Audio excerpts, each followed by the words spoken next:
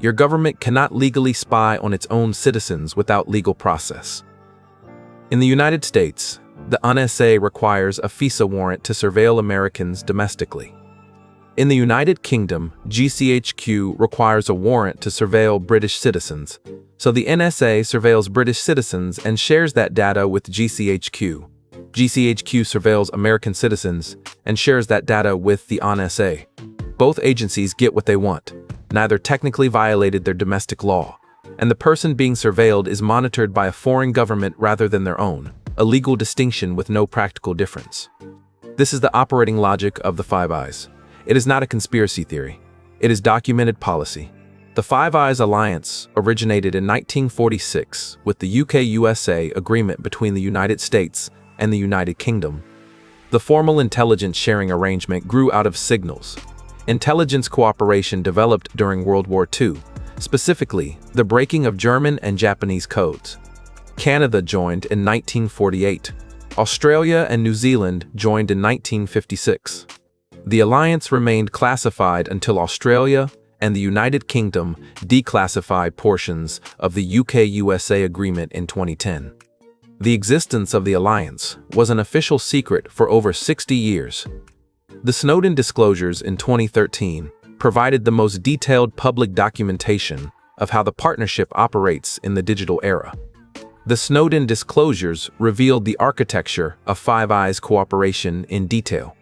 PRISM was an NSA program that collected data directly from technology companies: Microsoft, Google, Yahoo, Facebook, Apple, YouTube. Muscular was a joint NSA GCHQ program that accessed data moving between Google's and Yahoo's data centers before it was encrypted by tapping the fiber cables connecting their facilities.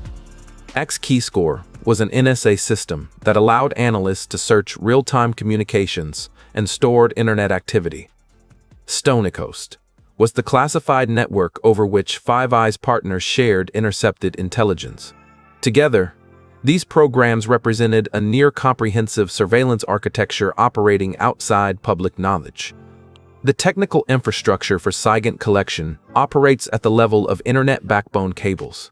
Undersea fiber optic cables carry the majority of international internet traffic. GCHQ's Tempora program tapped multiple transatlantic fiber cables landing in the UK, buffering 3 days of internet traffic, 30 gigabytes per second for analysis. The UK is a natural transit point for transatlantic internet traffic, making GCHQ's physical access to cables geographically advantageous. Five Eyes partners with land-based intelligence infrastructure contribute collection from their geographic footprints. The combined sensor network spans every major internet traffic corridor in the world. ECHELON is the signals intelligence collection system that preceded the modern digital surveillance apparatus and formed the predecessor architecture. It used a network of satellite ground stations across Five Eyes countries to intercept satellite communications, telephone, fax, telex. The European Parliament investigated ECHELON in 2000 and concluded it was used for economic espionage, providing intelligence about foreign companies' trade negotiations to American and British companies. Boeing, Airbus, and major arms deals were specifically cited. The boundary between national security intelligence collection and commercial espionage has always been contested within Five Eyes cooperation, and the tension remains unresolved. The expansion to 9 Eyes and 14 Eyes is relevant to privacy policy decisions. 9 Eyes adds Denmark, France, the Netherlands, and Norway to the core 5. 14 Eyes adds Germany, Belgium, Italy, Spain, and Sweden. These expanded partnerships have less comprehensive intelligence sharing than the core Five Eyes, but are still part of the cooperative framework. VPN providers that market themselves as privacy protecting but are headquartered in 14 Eyes countries are subject to the legal systems of those countries, which include data retention laws and potential intelligence agency access. This is why some privacy advocates recommend VPN providers based outside these jurisdictions. The legal reforms that followed Snowden were significant but limited. The USA Freedom Act of 2015 ended the NSA's bulk collection of American telephone metadata, the program that collected data on every phone call made in the United States, regardless of whether the caller was suspected of anything. Section 702 of FISA, which authorizes the collection of foreigners' communications on American soil, was renewed and expanded. The Privacy and Civil Liberties Oversight Board has documented ongoing concerns about the scope of collection that falls incidentally on Americans. The core architecture remains intact. The reforms were procedural, not structural. End-to-end encryption is the technical response that addresses surveillance collection at the content level. If communications are encrypted end-to-end, signal, proton mail, properly implemented encrypted email, mass interception at the cable or data center level yields only encrypted content that is computationally infeasible to break. Five Eyes agencies have lobbied consistently for encryption backdoors, mandatory access mechanisms built into encrypted communications products for government use.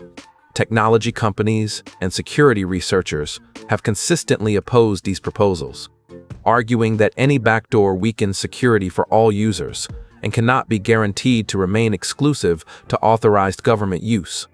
The practical implications for individuals depend on threat model. For most people, Five Eyes collection is not a personal threat. The scale of collection means most data sits unanimalized in storage. The people for whom it matters are those conducting journalism, political activism, legal representation of sensitive clients, or activities that intersect with national security interests broadly defined. For those individuals, communications security, encrypted messaging, Tor, secure email, is not paranoia. It's appropriate operational security. For journalists specifically, the Freedom of the Press Foundation publishes guidance on digital security practices calibrated to the surveillance threat environment. The Five Eyes Alliance is not a conspiracy. It's a documented intelligence arrangement with a published history, declassified records, and ongoing public controversy. The legal architecture that surrounds it is real and contested by civil liberties organizations, by technology companies, by courts in multiple jurisdictions, and by the agencies themselves when convenient. The underlying reality is that five governments have built comprehensive technical capability to intercept communications across the internet, and the rules governing how that capability is used are imperfect, partially classified, and unevenly enforced. Understanding that architecture is the first step toward making informed decisions about your own communications security. If you want to understand the encryption technology that sits between you and mass surveillance, our video on the quantum threat to encryption covers what's coming next and why the current landscape is about to change.